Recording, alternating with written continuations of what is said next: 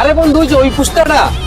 আরে হয়তো ওরাই তো খুঁজতেছে আমি আয় ধর এই যাস এই কই যাস তুই কি করছিস এই ধর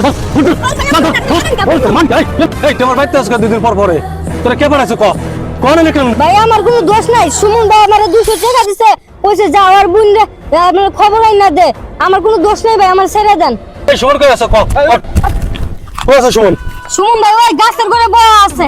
এই চল লাল চল তো কই সুমন কই তো কই তো আজকে আমার কপালে শনি আছে, জানি না কি হয়।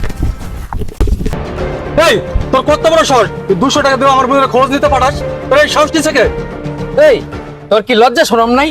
তোরা না কতবার পিটাইছি, তুই আবার এই স্যারের পাঠাইছস? মায়া খুঁজলাম না গাই। এই লাল বুঝছি ওর আর মারে লাভ নাই এই তুই বেশরম বেলজ্জা তোর বাপরে ডাক এখনই ডাকবি ফোন দে এই তুহিন, এর বাপে ওই বাজারে জামাইয়ের দোকানে বসে থাকে না, এর বাপে যা তাড়াতাড়ি ডাইক লয়ে যা। যা। দৌড় দে তাড়াতাড়ি যা। ভাই আমার আব্বার ডাকেন না ভাই, আপনার কাছে হাত জোর করি, আমি 3-4 দিন ধরে কাজে যাই না ভাই, আমার মারবো, ঘর উঠতে দিব না, আমার আব্বার ডাকেন না ভাই, আপনার কাছে অনুরোধ করি ভাই। এই তোর বাপ ধরে বাদ দেয় কে তোর মতো একটা বেহাইয়া পোলা তুই যে এত বড় খারাপ কি রে, তোর বাপ তো একটা ভালো মানুষ, তুই এত অজাতই লিখির লেগা কত একটু ভাই। কি হয়েছে আমার ছেলের সঙ্গে? আমার ছেলের আটকে রাখছেন কি লেগা? কাকা কি করবো আমি তো লজ্জার বিষয় বলতে পারতেছি না আপনি লালের কাছে শুনেন কি করছে সুমনে আরে কাকা, আপনার তো এলাকায় নাম গোমা আছে, আর আপনার ছেলে এটা একটা কাম করছে। কি রে বাবা, এটা কি কথা? হ্যাঁ, মেয়েদের সাথে তুমি এরকম ধরনের উচ্ছৃঙ্খল করলা, এটা আমাদের বংশ মেনে এরকম নাই, তুমি এই বদনাম কামাই করলা কেন?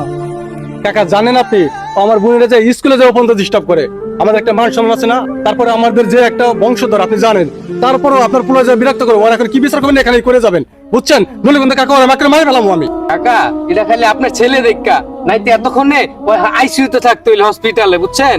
খালি আপনার ছেলে দেখে কিছু কই নেই গা। আপনি এখন হার বিচার করবেন, নাইতে আপনার সামনে হার আত্মাও ভাঙ্গা দিমু। তুমি আমার এতটুকু একটা জায়গায় না পৌঁছাইলা, তোমার ছোট থেকে বড় করলাম মানুষের মতো মানুষ হইবার জন্য, এখন তুমি এরকম বদনাম কামাই করলা, তোমার জন্য আমি মুখ দেখাইতে পারি না। এখন আমার মন চায় যে আমি আমার জান দিয়ে পালাই, আমার জীবন দিয়ে আমি। এই শোন তোর বাপের কথা শুনলে মনটা ভরে যায় আর তুই এত বেদন তুই এরকম হয়েছিস কে তুমি কি করতেছো এগুলা?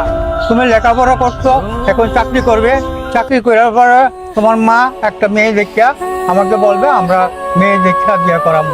আমার দিকে চেয়ে আমার ছেলের এইবারের মতো মাফ করো, হ্যাঁ মাফ করে দাও, কারণ আমার বংশ মেয়ে এরকম নাই যে আর যদি এরকম করে সে মেয়েদের পিছনে ঘুরে তাহলে আমার আত্মহত্যা ছাড়া আর কোনো উপায় নাই।